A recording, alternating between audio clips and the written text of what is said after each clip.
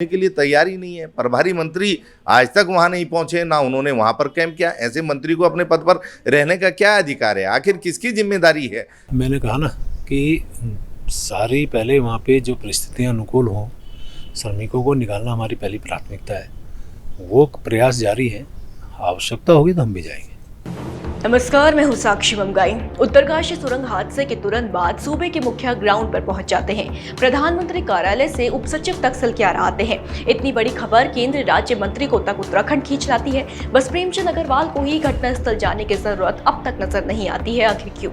अगर प्रदेश के मुख्यमंत्री एकल ही हर मोर्चे की सांकल खींचते नजर आएंगे तो जाहिर सी बात है विपक्ष के नेता मंत्रियों की गंभीरता पर सवाल उठाएंगे, जैसा कि अब उठा रहे हैं। बताएं कि कांग्रेस को लगता है कि ऐसे स्थान पर जहां 41 जिंदगियां अनहोनी की शूल में झूल रही हैं, जहां 7 दिन के भीतर सैकड़ों बार कई परिवारों की उम्मीदें टूट के जुड़ के और फिर टूट रही हैं, वहां अगर प्रेमचंद अग्रवाल नहीं जा सकते तो उन्हें पद से उतर जाना चाहिए। रिपोर्ट देखिए और पूरा मामला समझिए।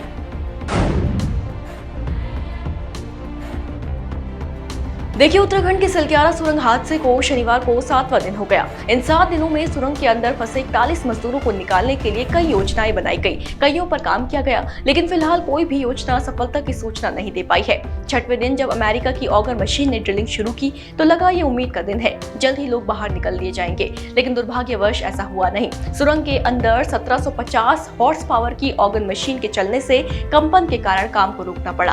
अब इंदौर से तीसरी हैवी ऑगर मशीन लाई गई है, जिससे रेस्क्यू ऑपरेशन आगे बढ़ाने के प्रयास जारी है। खैर, सलक्यारा में जहां इस वक्त बचाव अभियान जारी है, तो वहीं प्रदेश की दूसरी तरफ बयानबाजी का दौर भी लगातार चल रहा है। खास बात यह है कि प्रकरण पर गरमाई सियासत की आंच सबसे अधिक प्रेमचंद अग्रवाल तक पहुंच रही है।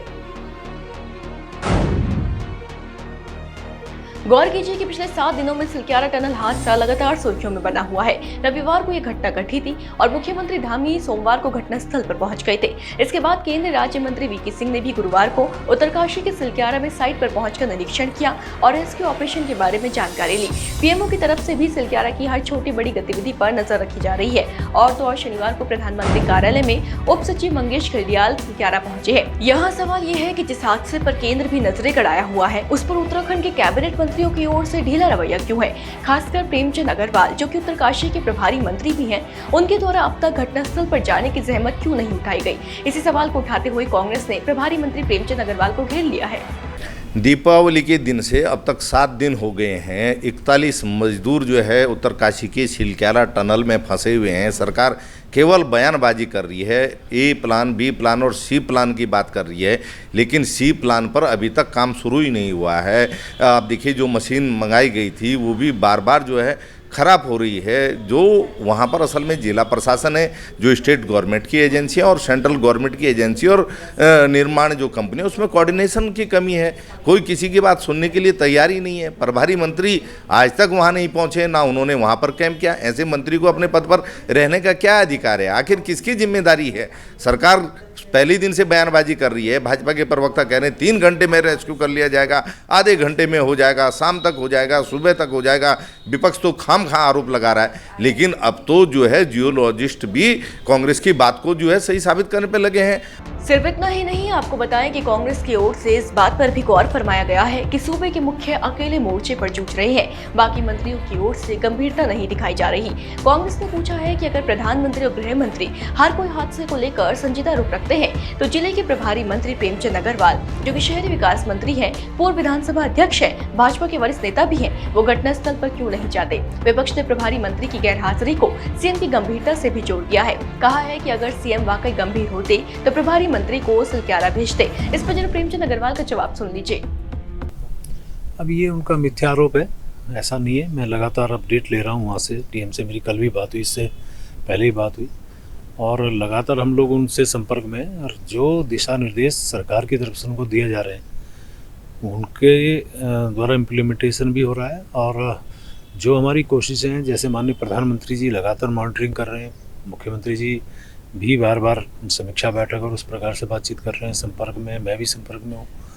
हमारी पहली प्राथमिकता है कि श्रमिकों को वहाँ से सकुशल निकाला जाए।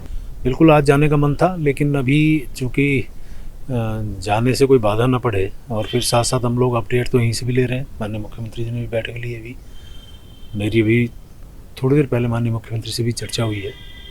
तो हम कोशिश कर रहे हैं पहले काम शुरू भी किस प्रकार से हम लोग सही से करा सकें, उसके बाद फिर हम लोग जाना हो तो जाएंगे भी।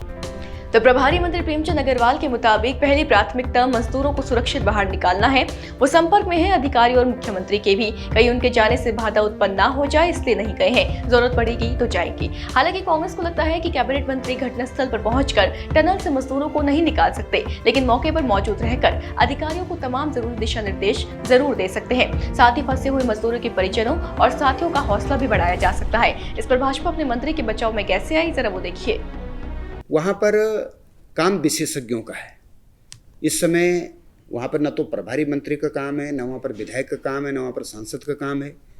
इन लोगों को तो मॉनिटरिंग करने का जो काम है, उनको डायरेक्शन देने का काम है, जल्दी से जल्दी काम हो, उसमें हमें सफलता मिले, इसके लिए माननीय मुख्यमंत्री जी ने पूरी बागडोर अपने हाथ में ले रखी है।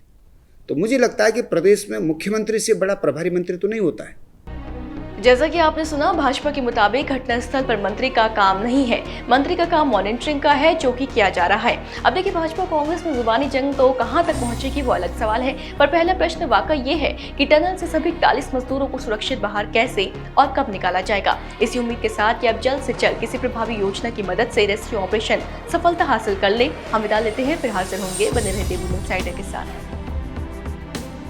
डाउनलोड करें देवभूमि इनसाइडर।